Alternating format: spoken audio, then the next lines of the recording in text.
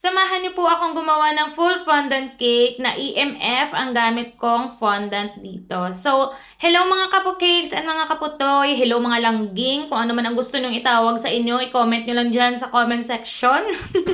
So, naglagay muna ako ng ganache sa ating cake drum, tapos nilagay ko yung ating first layer ng cake at tinry ko talaga siyang ialog at ipaslide kung sakaling magsaslide man siya, at least magawa na natin ng paraan. So far, hindi naman siya nasira, nag-slide or whatsoever, di ba?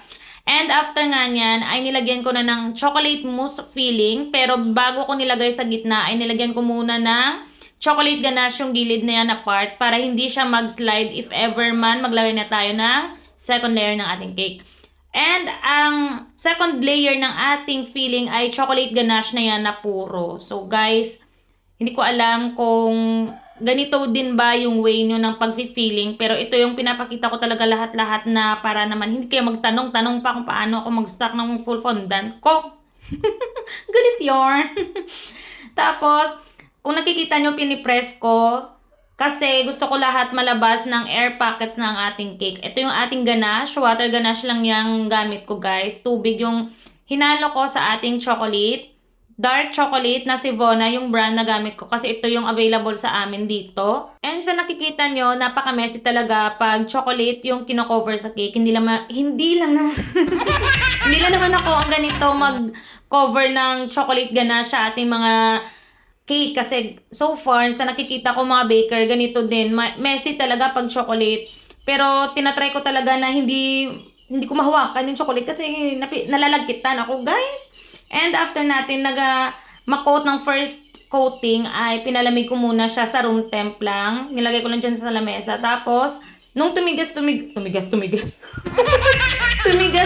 na siya, ay nag-second coat na ako para mas madali para sa akin na i-cover siya. Tapos, medyo minelt ko yung chocolate ganache natin para mas madali para sa akin na pakinisin ang ating ganache. So, tignan nyo kung gaano siya kaganda na i-scrape ba pag ganyan yung consistency ng ating ganache. Or depende din naman sa inyo kung ano yung trip nyong kung ano yung gamay nyo ba.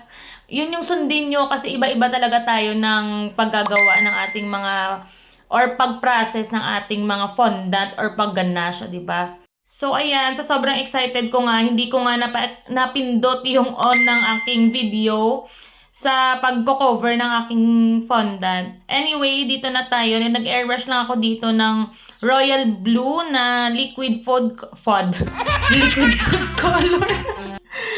Tapos, hindi ko na nilagyan yung pati sa ilalim kasi lalagyan ko yun naman siya ng parang ganyan wave effect ata yan. Kasi gusto ng customer natin na lagyan daw ng highlight na yellow at red. So, ito yung ginamit ko na crackers para sa buhangin na effect. Ito ay Tiger Crackers. Tiger, baka naman. Sponsor naman dyan. Hindi na sponsorship. Huy, Diyos ko po.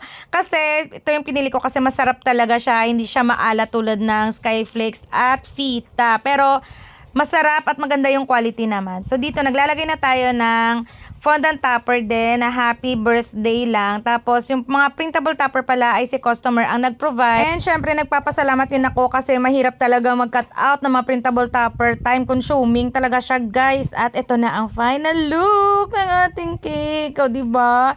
Ito yung first full fondant ko. Gamit ko na talaga yung EMF. Napakaganda talaga niya gamitin. Hindi ako nahirapan. Diyos ko. Mag-enroll na din kayo. And syempre, nagbigay din ako ng cake in a shot glass. Inclusion ito sa ating mga fondant cakes. Thank you so much, guys, for watching. Ito ang feedback ng ating customer. Please, i-follow niyo po ako sa mas marami pang cake video. Babush!